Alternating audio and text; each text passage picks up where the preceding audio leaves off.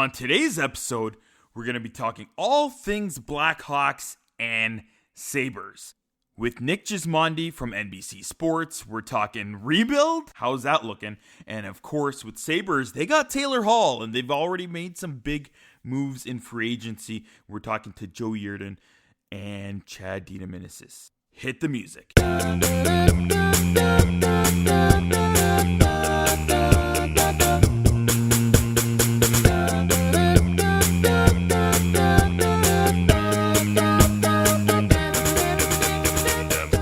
Welcome to Jablam Sports Hockey, folks. I'm your host, Peter Borjaranov, and the mic is always on.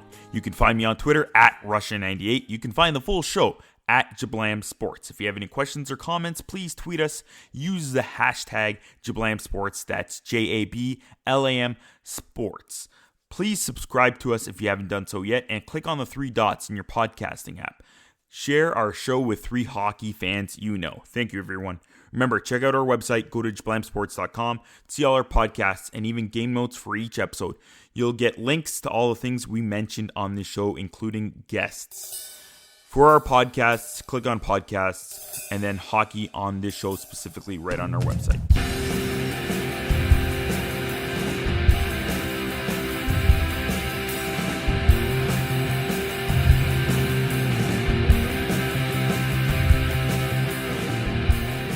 Time for some trending now, and today we're going to talk to Blackhawks. Of course, big things happened in the Blackhawks world last week, so we have Nick Gismondi here to talk to you about the Blackhawks. Of course, he's the reporter for the NHL Network, and you can find him ringside at Blackhawks games for NBC. You can find him on Twitter at Nick Gismondi. Welcome back to the show, Nick. It's good to be back, Pete. How you doing, buddy? Everything all right over there? It's going. It still feels weird. I don't know. And then we're all waiting for when the next season's going to start. I don't know when it's going to start. Do you know? You have any clue? I don't know. I think every time I think I have a handle on what's going on, it changes. And, I've gotten to a point where I've stopped guessing. I truthfully feel that if it moves by maybe a week or so, okay. I've seen the reports about February. I really don't think they're going to wait that long. I mean, the only thing that holds a little bit of water on a February start date is not wanting to have guys in training camp or playing exhibition games on or around Christmas. However, typically they only take a couple of days off. If I remember correctly, last Christmas, the Hawks, we only had about maybe 48 hours off. I think I went back to Detroit to see my mom and dad, and I know Alex DeBrincat did the same thing. And I remember it being a really quick turnaround because I got delayed in O'Hare Airport for like literally 8 hours. And I remember thinking to myself, is it even worth it to go home at this point? So I think maybe February just because of the Christmas thing, but I have to think that the NHL very much wants to drop the puck on January 1st, January 1st, January 2nd, somewhere in there. They want to get in as many games as they absolutely can and end on time so they can get out of the way of the Olympics, get into a normal off-season rhythm, and then kick off the following season 2022, 2023 on time. So I'm really, really hoping that we get going back in January. I am bored out of my mind, and I would very much like to be announcing hockey games again because it has been a tricky 8 months. I can think of worse things of being stuck in an airport worse than the Chicago one, because that one's a classy one out of all things. You got a million pretty good restaurants in there and everything. Oh, yeah. Oh, it was completely fine. Listen, if there's an airport to get stuck in, O'Hare is definitely the airport to get stuck in. There's a million. I'm a United guy. I fly United. And coincidentally, they're also a big sponsor of the Blackhawks. But they got United clubs like every three gates. And listen, a 7-hour delay on Christmas Eve. Let's just say I got on that flight a little. I was already in the spirit of the holiday, if you will. It's like, all right, whatever. Let's go. All right. Season 2 be jolly, all right. Okay, so the Blackhawks released the fairly big bomb, I would say, of a statement. I'm not going to go into it too much because we do want to talk a lot about it, but rebuild is in the words. I think that's what everybody's focusing, because they're basically saying goodbye to, Saad and Crawford, part of that main core, and they're going to the youth, and of course developing young players and rebuilding our roster. Yeah, listen, I think people hear the rebuild word in sports, and it's like the bad C word in the medical world, and you have to kind of take it for what it is. I don't know as though rebuild is the right word. I don't think it's a retooled. I think it's somewhere in the middle of those two things. And I think in sports, when you hear rebuild, you panic. You're like, oh my God, they're tearing it down to the studs. And I don't think that's what's going on in Chicago. Certainly a jaw dropper when you lose Corey Crawford. I didn't necessarily see that one coming. That one surprised me. Saad was rumored around the trade deadline. I kind of thought that he would maybe make a move in the offseason. So that one wasn't so much of a shock to me. Obviously a bummer. I mean, what an incredible hockey player. What a great person. Big part of that organization. And Crawford too. But I think the Crawford one surprised me a little bit. I think that's the one that fans really were kind of just the Band-Aid got ripped off, and it wasn't a slow rip. It was just like it was the one where you pull and it's got all the hair in it, and it prickled the whole way. So I think that was a bit of a surprise. I do think that this organization has been moving towards this retooling for quite some time right now, but I just think that given the changes in the front office over the last couple of months, that now they're more comfortable with being a little bit more transparent, and they're going to be a little bit more vocal in how things are going, and they're going to show a little bit more of their cards to the fan base, because listen, rightfully so. This fan base deserves to know what's going on. They're a loyal fan base, even in tough years. There's 22,000 people still inside the United Center. I saw it this season. It was an up and down year, but that place was packed every single game, and that fan base is insanely knowledgeable. I tell you, Pete, it was one of the most intimidating things for me to come to Chicago this past season, after having been in Vegas for 2 years, because in Vegas that fan base was unbelievable. It's one of the most embracing things I've ever felt in my entire sports career, how the folks in Vegas welcomed me. But when I was leaving Vegas and coming to Chicago, it was a whole new ballgame for me, because I'm like, man, this fan base knows the sport. They know this team. They're passionate about their broadcasters. They're passionate about the players and the organization. And they feel an ownership over it. So that was a big thing for me, coming to Chicago this year, was having that amount of respect for the fan base. So I think that the organization is showing the fan base that they have respect for them as well. And now they're going to be very transparent. They're going to be very upfront. They're going to say, hey, this is what we're doing. You got Stan coming out and talking to a lot of media entities. Coach is coming out and talking to a lot of media entities. And I think it's a good thing. And I know I'm the new guy, and I know I take a lot of flack, and frankly, I get a little bit of shit for being always Mr. Positive, but the future is going to be very bright for Chicago. And I don't think that people need to be afraid that this is like a 10-year or a 5-year rebuilding or retooling. I think that the dividends are going to pay off very, very soon. And I think we're close to that. I saw good things this year for the team with the amount of young players that were in the mix. And I thought it was a great series against Edmonton, and they were outmatched against Vegas, but Vegas is deadly. Vegas is a very good organization right now. So all in all, I think it's okay. And I understand people are kind of like, and they're panicking, but take a breath, trust in it, and I think we're gonna be okay. There's a lot of quotes, a lot of different people mentioning different things back and forth. And I know you're positive, and I'm guessing the coach sounds like he's positive as well.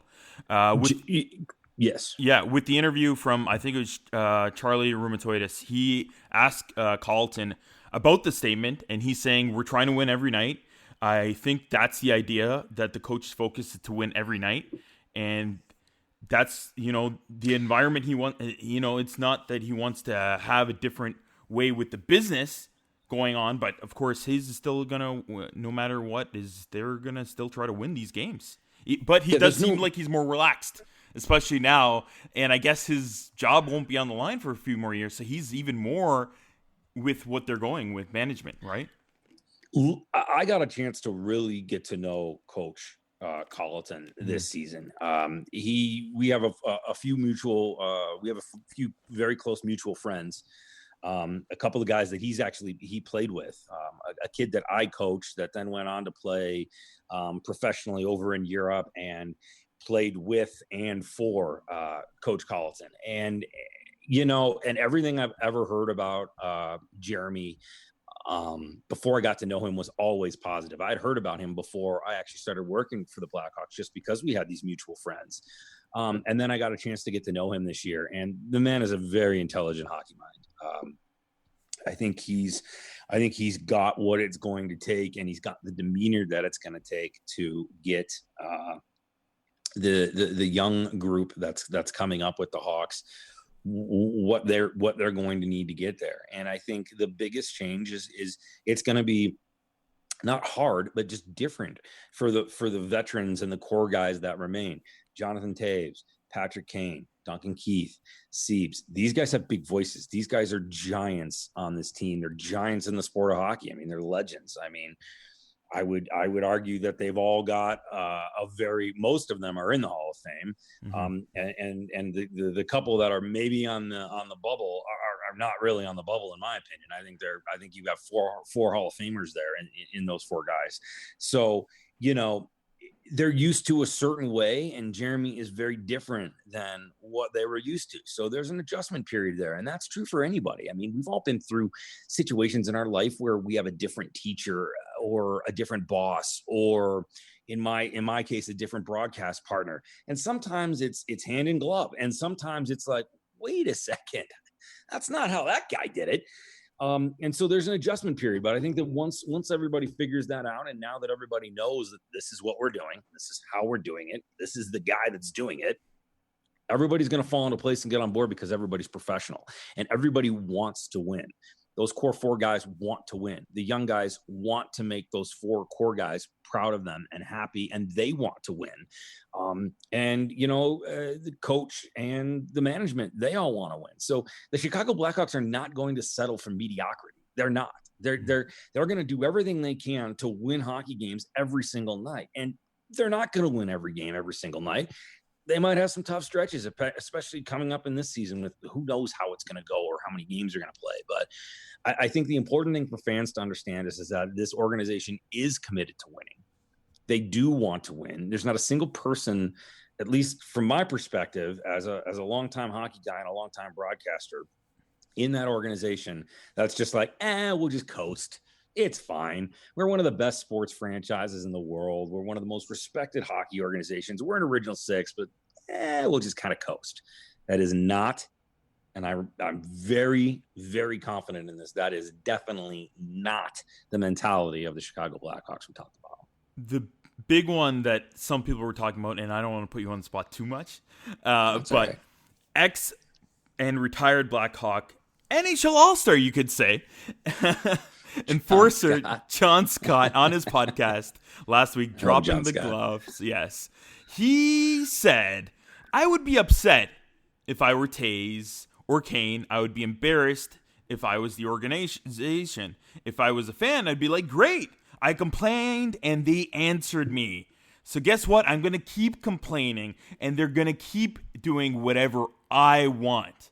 So he pretty much sums it up saying, you're listening to the Twitter trolls out there, and you're doing a couple trades, so it makes you look weak and you look soft. I don't like it. So I disagree.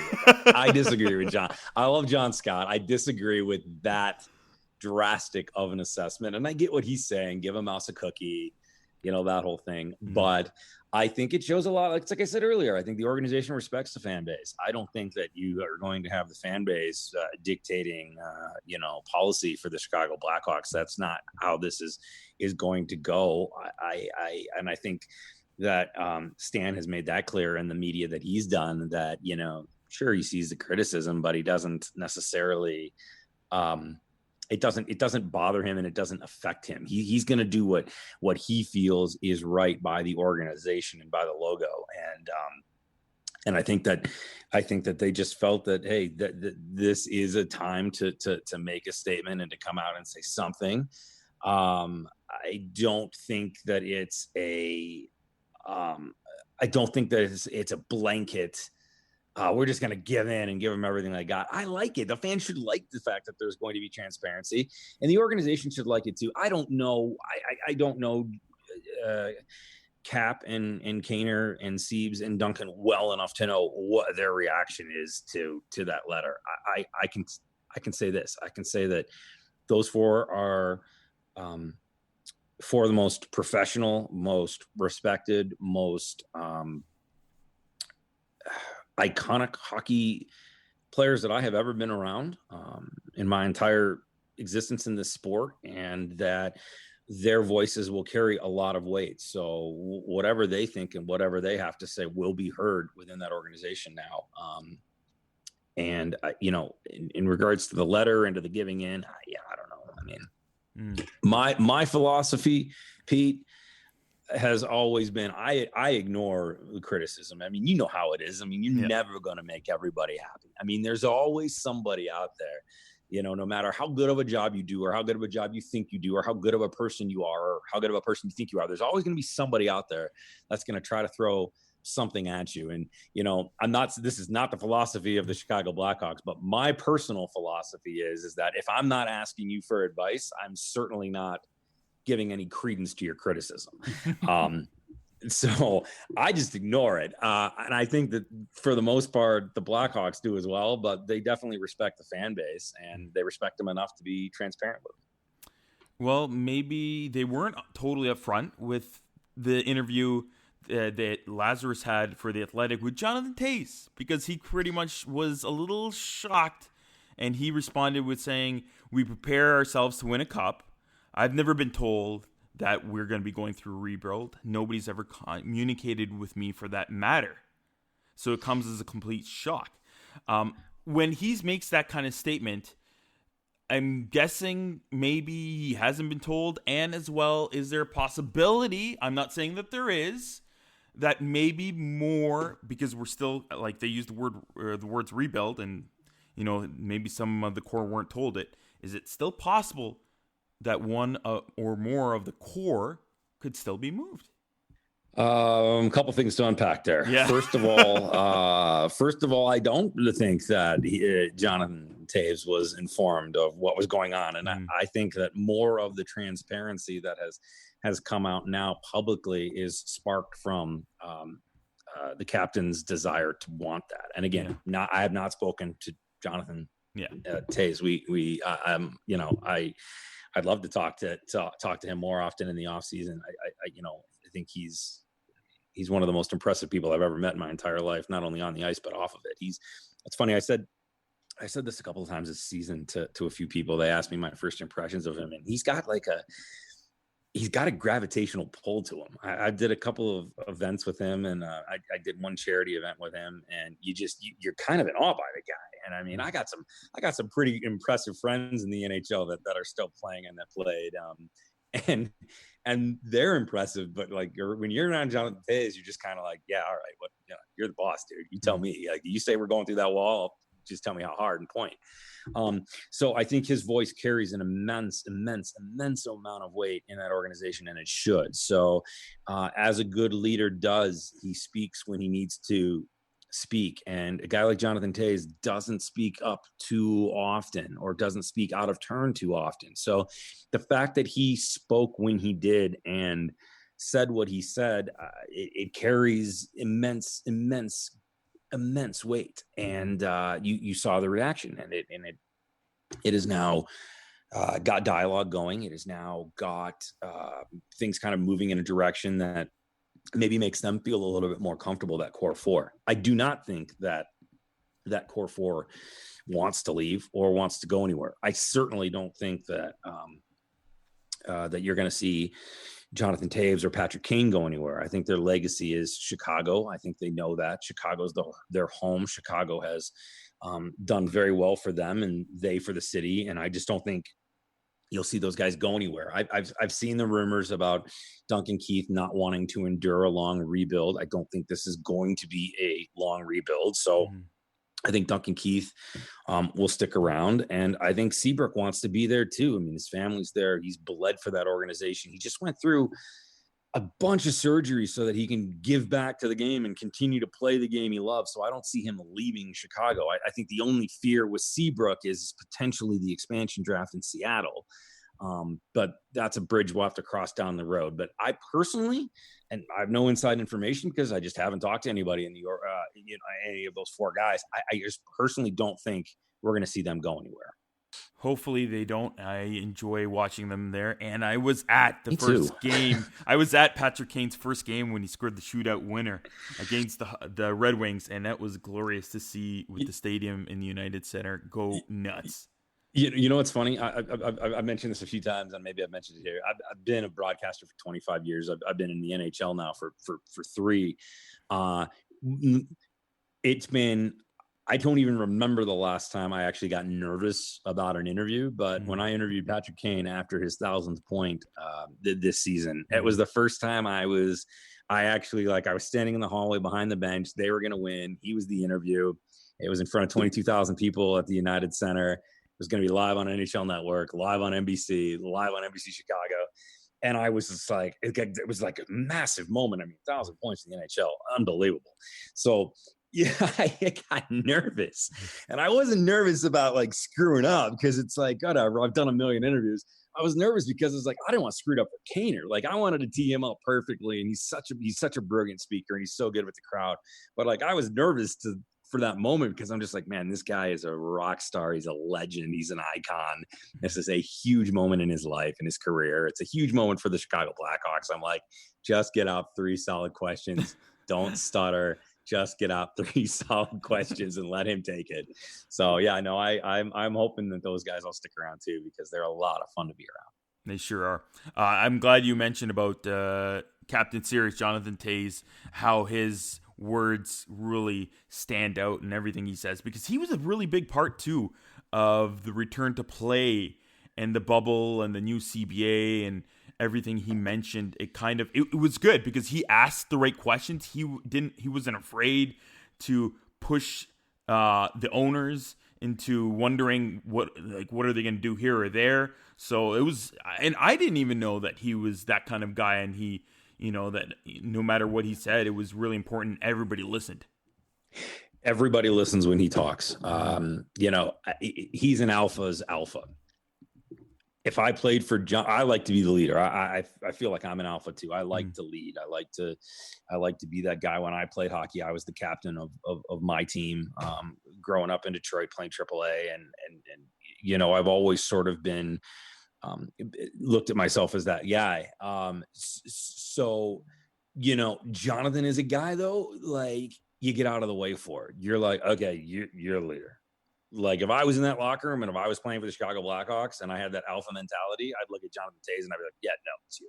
Like you're the boss. You're the big wolf.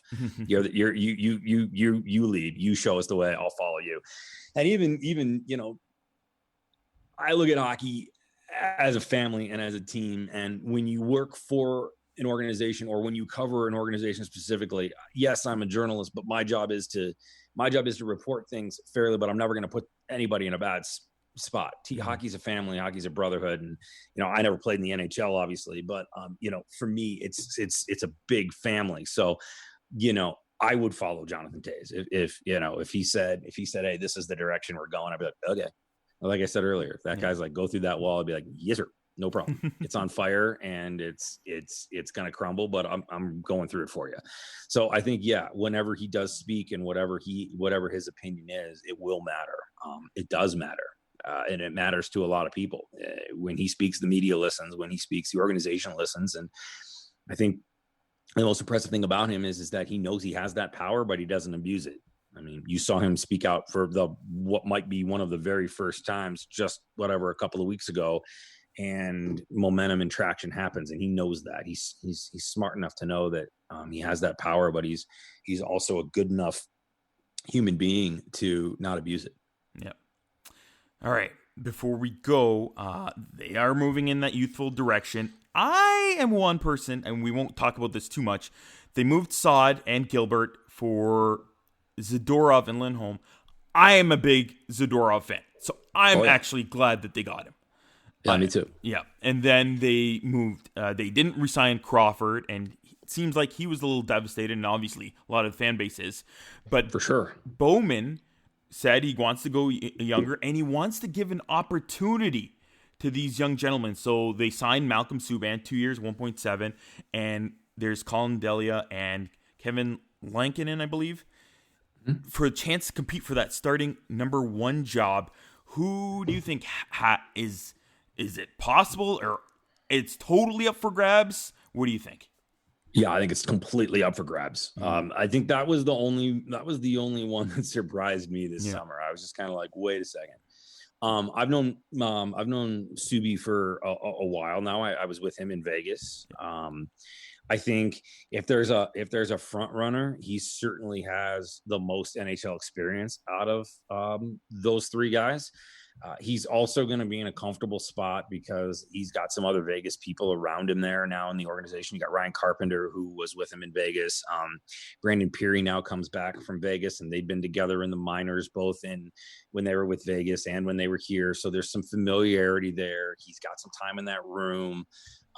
So I think, I think Subs is probably one of the guys that's going to stick. And then I think it's a dogfight, between the other two to see who is backing up. And maybe it's a rotation, maybe they go full youth on that and they rotate three guys, up and down through. I'd have to refresh myself on what Malcolm's contract exactly is. But maybe they rotate the other two guys up and through, and it's going to be sink or swim time.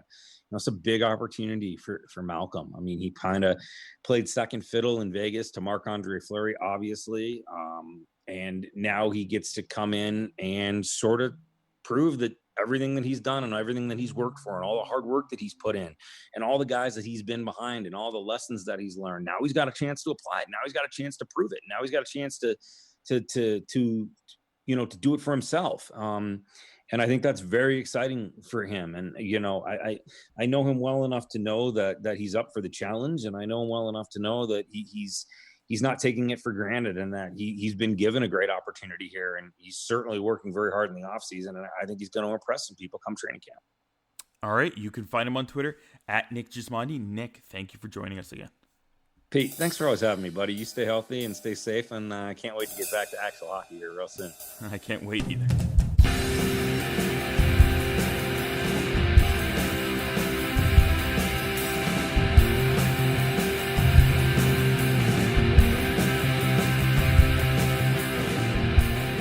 Time for an intervention.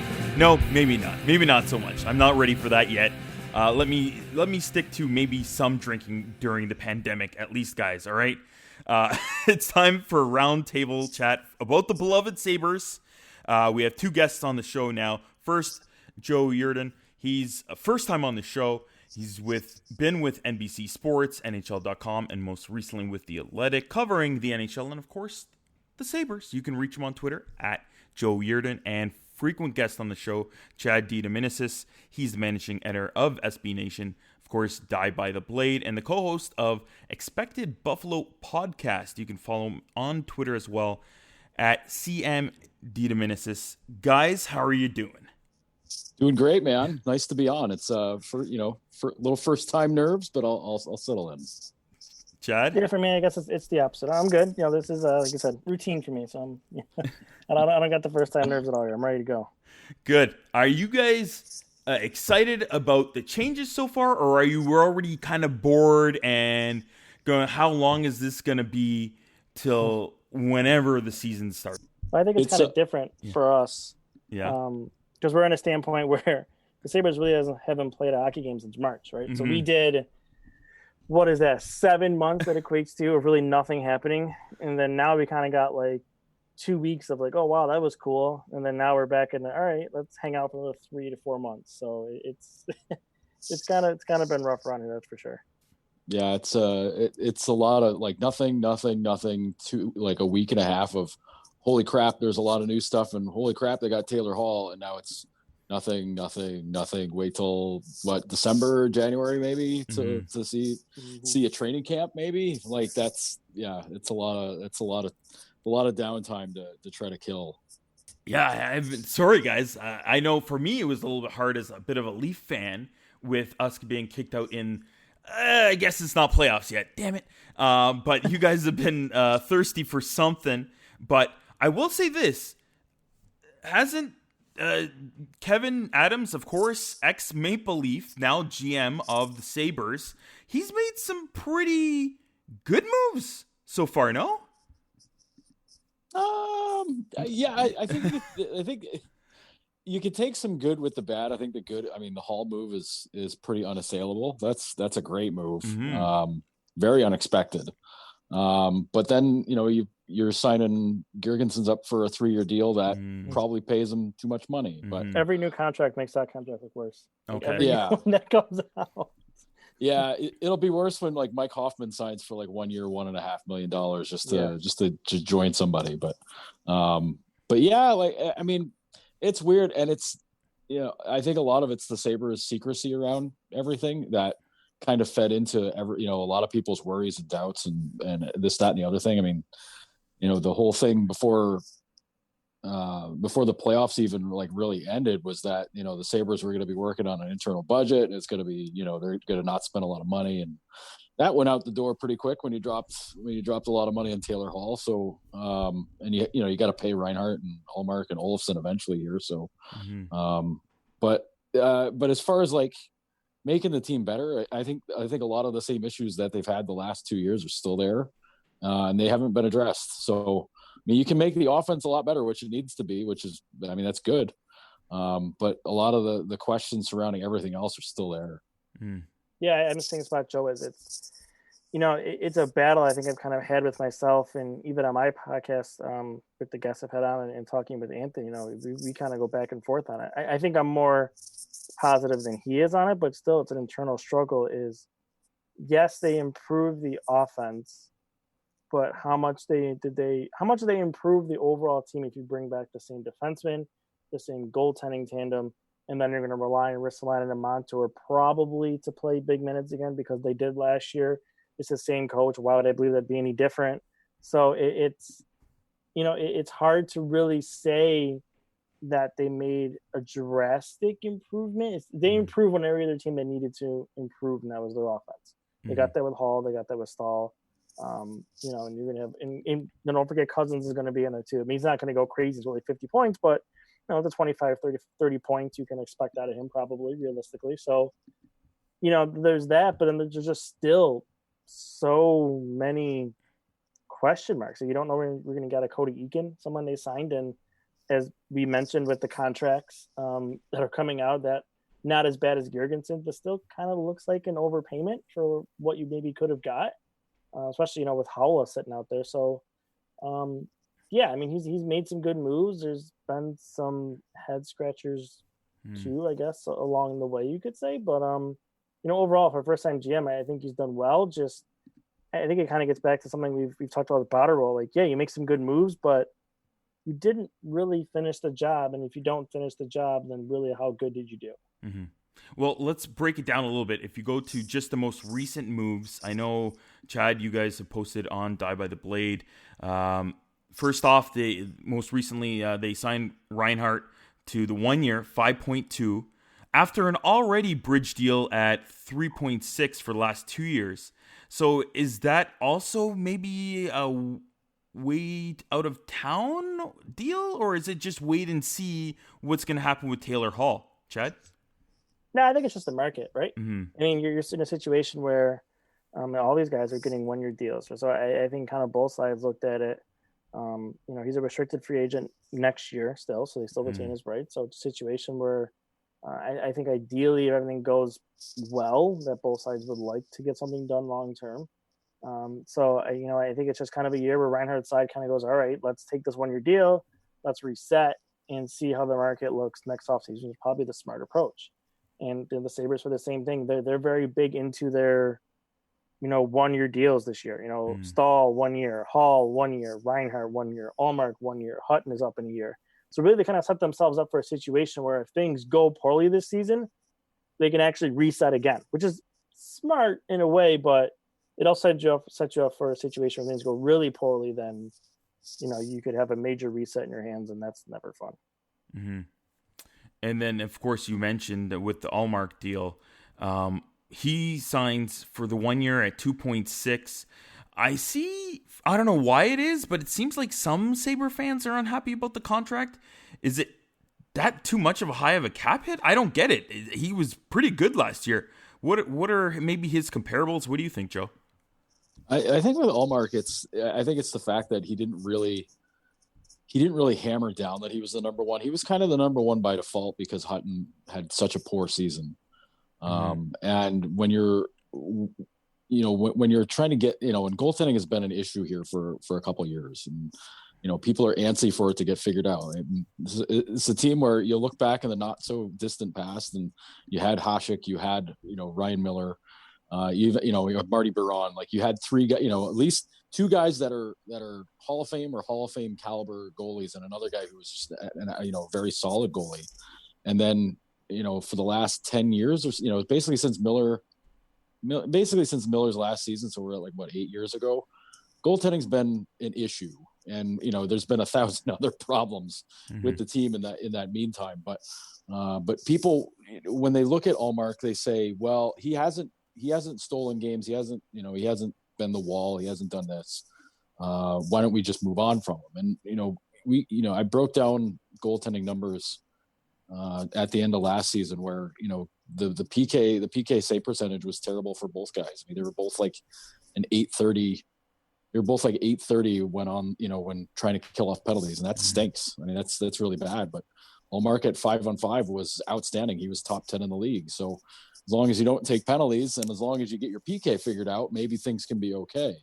But you can't commit the years, and you can't commit a ton of money to him. I mean, that's the trend now with goaltending, is you don't want to spend a ton of money on it. And, they've got two guys that, at least the previous administration was very high on him, Luukkonen and Portillo in the pipeline. But I mean, Luukkonen's another year, maybe more away. We'll see how he handles, this year.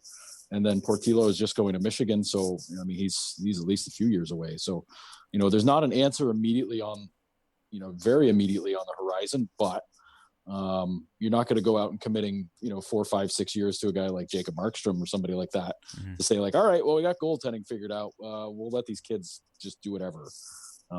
But you've got time, you've got a year to see if Allmark's going to be your guy. And if he plays 930 goaltending the entire time, well, then you got a different, more fun problem on your hands to figure out. You guys give it to me straight here. There's a couple of problems. One of them people obviously point to is the defense as well.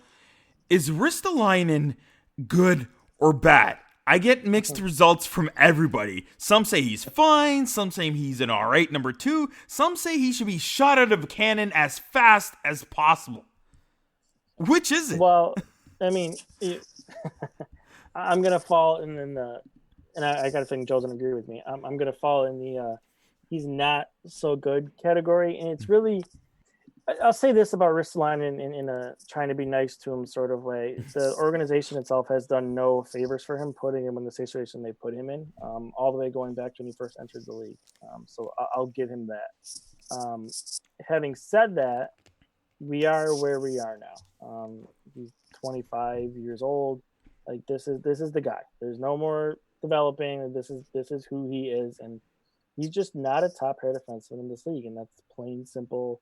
Short of it, and if you're going to continue to play him as that, he's going to continue to impact your team negatively. So, and it did not just defensively at both ends of the ice at 5-on-5, he really negatively impacts the game offensively for them. the one thing that he does do well is power play. But you have Rasmus Dahlin here, who's your number one power play quarterback. So, I mean, this year maybe it's different. They can have a second unit because they have so much depth where you can play that. But, yeah, I mean, realistically, I mean, he should be playing third pair minutes in a sheltered role. But that's just not going to happen. We've been saying that for years. And every coach that comes in here says they're going to reduce his minutes, and no coach ever does it. And he's still playing the most top pair. And that's, I don't expect that to change because Kruger likes him. And, we'll see how it goes again. But I have a feeling it's not going to go well. Joe, if you were to line up that defensive pairings in order, how would you have it? My top pair is whoever is playing with Rasmus Dahlin. Mm-hmm. He's the top. That's the top pair. And I think if the guy I don't put with him is Ristolainen, and I think that was something that we figured out in Dahlin's rookie year was that those two just don't jive together. Ralph tried to make it a thing again last year, and it just didn't work again. So that rules out that caveat. Your second pair, it's tough.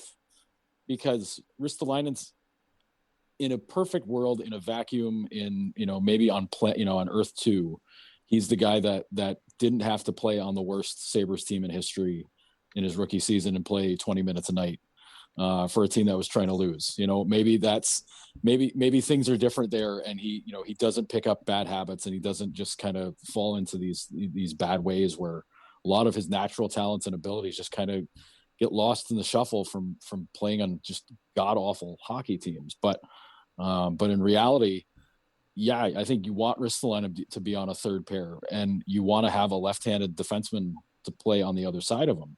But instead, it's going to be Montour, who's right-handed, playing on his offhand side next to him, because Jake McCabe and Henry Jokiharju seemed to work out pretty well last year.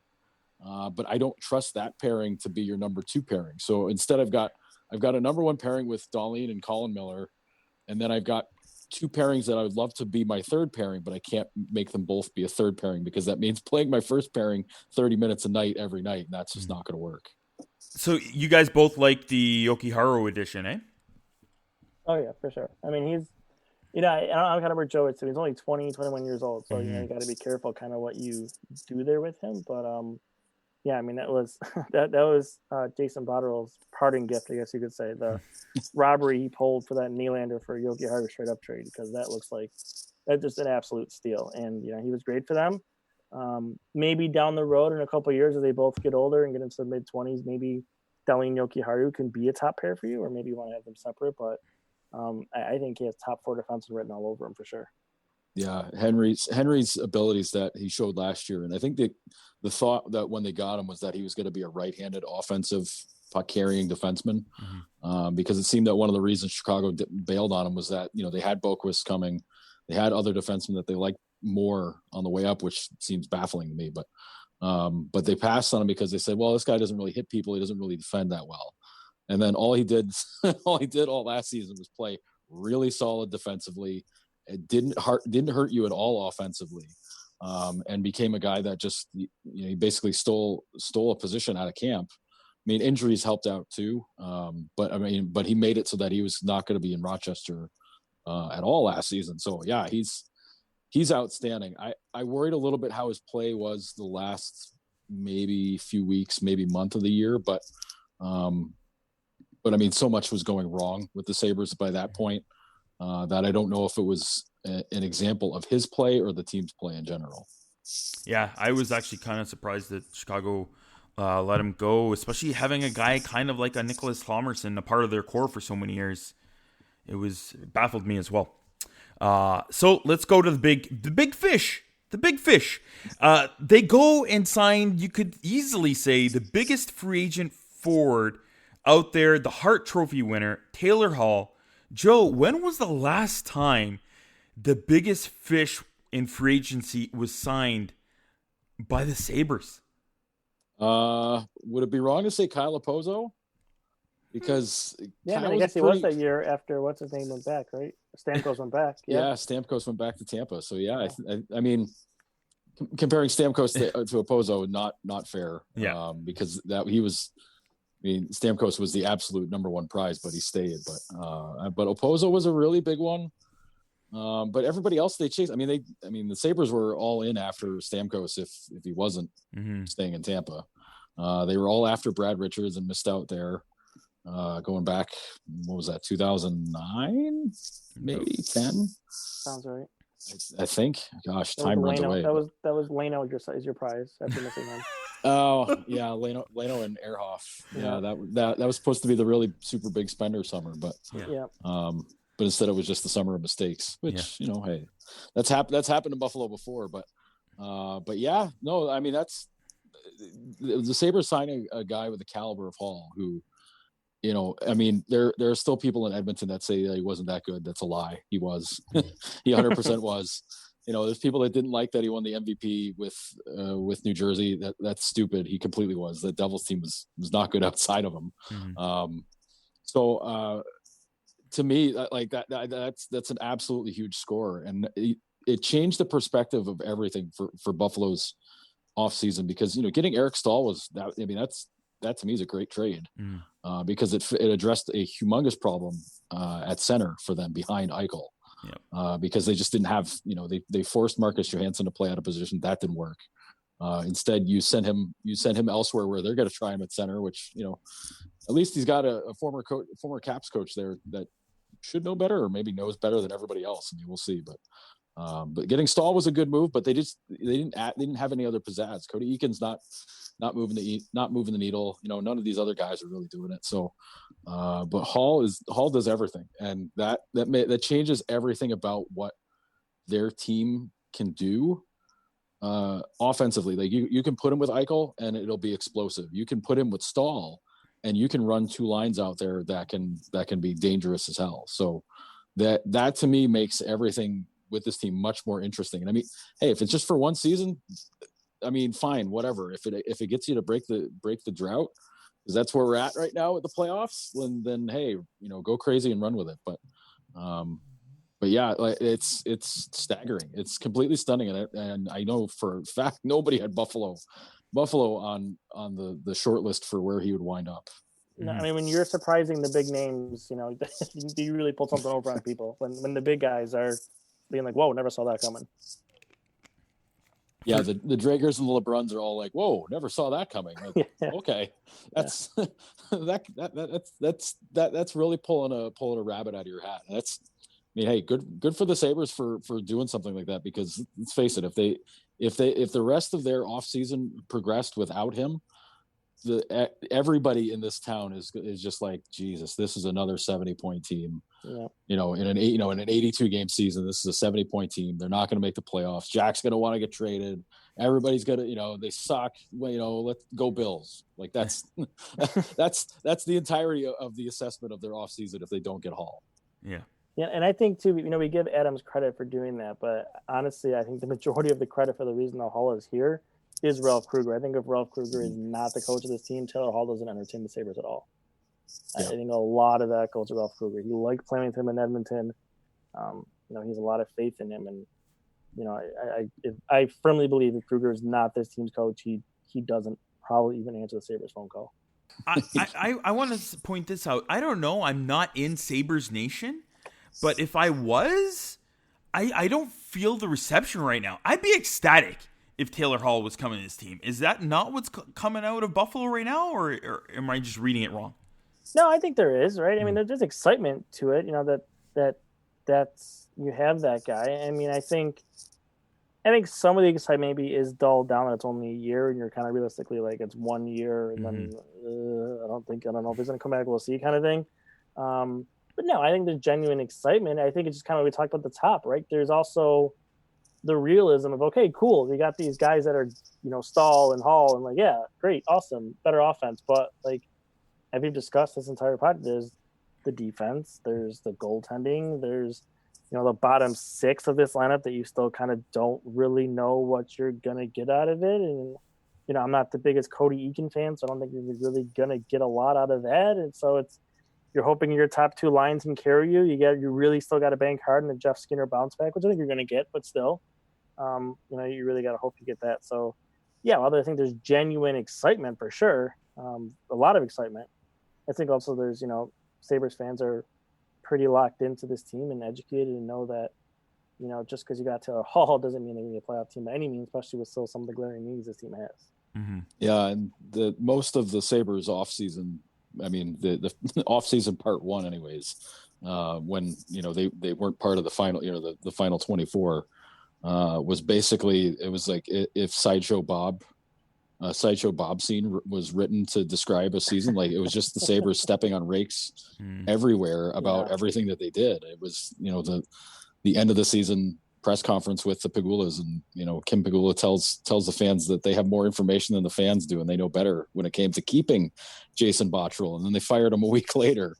And and it's things like that where it's the ownership arrogance, and everything comes back to like when they bought the team, saying this is hockey heaven, our whole motivation is to bring a Stanley Cup here, and all they've done is probably lose on purpose a couple of seasons in a row, and not found a way to get the best player that they drafted a chance into the playoffs in his first 5 seasons. And it's changing coaches every 2 years, changing GMs every 2.5 years. Like it's front office right now. Yeah. You fired 19, 20 scouts or something like that. Like it's so much stuff where it's a lot of just, hey, trust us, we know what we're doing, and there's no reason to trust anything that they're doing. Mm-hmm. I don't want to make it any more grim, but if you were to move forward into the season, into maybe the trade deadline, and before we get to the offseason, one reason why I'm still happy with the Hall move is it's still a win-win here. You either get a terrific player, he's going to score goals, he's going to help you win a lot of games, or if the things aren't doing too well, you trade him at the deadline, and you can add some terrific pieces for the future. Am I not right, Jed? No, you're absolutely right, 100%. Now, but I think it comes back to, though, when you're discussing any idea of trading Hall, is you better be like 20 points out, or like not even have a chance. I mean, if you're still close and you trade Taylor Hall, you better get ready to trade Jack Eichel in the offseason, because he will not be a happy camper. Mm-hmm. So that's why you're right. In theory, you could move him for pieces. But I think unless you're way, way out, Eichel's not allowing that to happen whatsoever. So then the follow-up, and that's what I was leading to, is with Eichel, how much of the rumors of him maybe wanting to go are true, Joe? I don't think those rumors are necessarily true. Mm-hmm. But I think a lot of it is just reading the tea leaves for how things play out. If this team is still bad, and his no move clause in his contract kicks in 2 years, if they're still piddling away and just being bad for 2 more years, why wouldn't he ask to be moved and get to pick where he wants to go? That's, to me, that's just logic at that point, because I mean, you can earn a lot of points in old man hockey circles by just toughing it out and being a strong soldier and staying with one team for your whole life and trying to figure things out. But man, I mean, seeing Jack day after day for each of the last 5 years, and how the losing just wears him out and just makes him, it makes me want to pull my hair out, and I'm not even a member of the team. Just seeing it every day is a lot, and for him it drives him absolutely bonkers. So I would think at that point you're saying, all right, well, if it doesn't get figured out, like this is a hard conversation that has to be had, and you got to be ready for it now. And let's face it, if the Oilers had an awesome one season there where they almost got to the Western Final a couple of years ago, we're having the same conversation about McDavid. Mm-hmm. It's just that we get to have that conversation now about Eichel, because this is the way it's been, and it's different but similar levels of just ineptitude when it comes to running teams. But I mean, did Jack want to get a trade this year? No, like I don't think so. But I think that a story like that comes out, and it kind of kicked things into gear from the Sabres front office perspective, because they went out and got Eric Stahl, and they go out and go after Taylor Hall, and Ralph makes some phone calls and makes that happen, and because you got to keep your guy happy. If you don't keep your guy happy, just what are you even doing in the first place? Mm-hmm. What would you say are the chances, if you put a number on it? Do you think if things go sour, what are the chances Eichel could be moved, Chad? Yeah, I'm in the same spot Joe is. I think, and I don't think there was any interest in him asking for a trade this year. And I think that no move clause year, I think, would be the first realistic year. I mean, let's say this way. So it kicks in 2 years. So essentially the Sabres have 2 years. But the reason I say that is because now when that no move kicks in, he has control. Mm-hmm. He's not going to ask for a trade next season, and the Sabres are going to go, okay, and they can trade him anywhere. Does he want to have control and try to force a trade to the Bruins or the Rangers, or does he want to say just trade me, ends up in Winnipeg? I think he'd rather have control over that situation. So, if that was to happen, I think you're at least 2 years out from that being any realistic situation. I think he just kind of gets through it. Hope the team gets better so he can stay here, because not like he doesn't like Buffalo. He likes the city, and if the team wins, I think he'll be perfectly happy. I don't think that's a situation at all. I think it's solely just he wants to win. I mean, and that guy, I tell you, and Joe knows for me, I'm in that room too. He just conversations with that guy after games, you just feel bad. You feel terrible because he hates losing. And then he has to be the one to talk about it every single game. Mm. What happened? Why did this happen? Why did this happen? And this is most nights where you lose 4-3 and that guy's got 3 points and he has to answer why the team still lost. It's just a tough situation. So I can understand it if it gets to that point. But yeah, I still think any realistic chance of it happening is at least 2 years away. Well, it's a good thing that Adams has maybe brought in some bit more leadership and quality talent with Stahl and Hall. So we'll see how things go on from there. That's it for this roundtable discussion. Joe, you can reach him at Joe Yerdon and Chad at DeDominicis. Gentlemen, thank you for joining. Hey, thank you.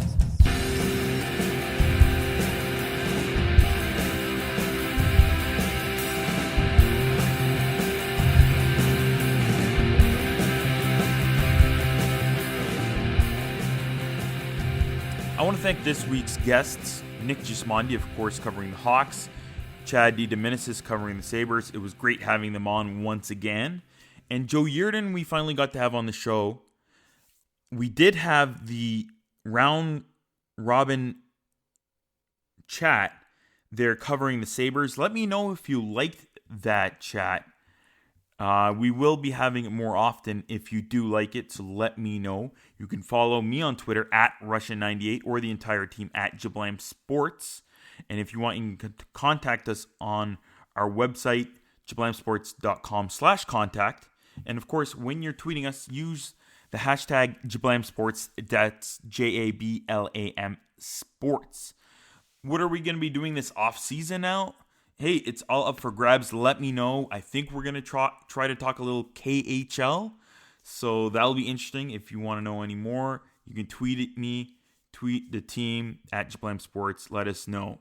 You can go to our website, please. Go to jablamsports.com, see all our podcasts, and even our game notes for every episode. We'll have links to all the things we mentioned on this episode, as well as our guests' info, so you can check that out there. Please subscribe, rate, and review us on Apple Podcasts, Spotify, or wherever you get your podcasts, and click on the 3 dots in your podcasting app and share this episode with 3 friends. Thank you, everyone. And to all of our followers out there, I'm giving you a virtual hug. Stay healthy, listen, be yourself, and stay strong.